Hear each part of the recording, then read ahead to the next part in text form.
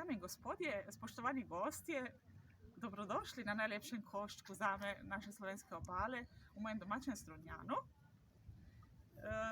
Sem turistična vodnica za nemško govoreče goste, z veseljem pa tudi povem kaj v drugih jezikih, saj govorim kar 6.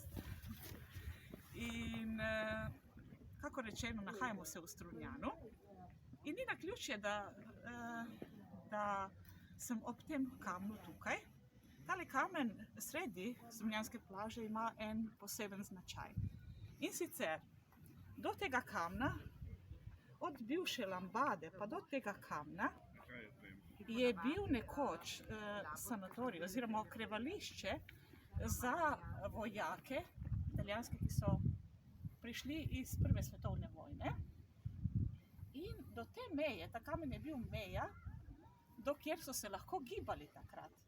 Kajti en mesec karantene je veljal za vse vojake, potem pa so lahko odšli svojim družinam domov. Tukaj so jih so poskrbeli zanje po najboljših močeh, so jih na nek način razkužili, kako bi rekli, ne. In poglejte, ne, danes imamo drugo vrsto karantene, takrat pa je bila že 100 let nazaj, oziroma malo več, takšna, drugačna karantena.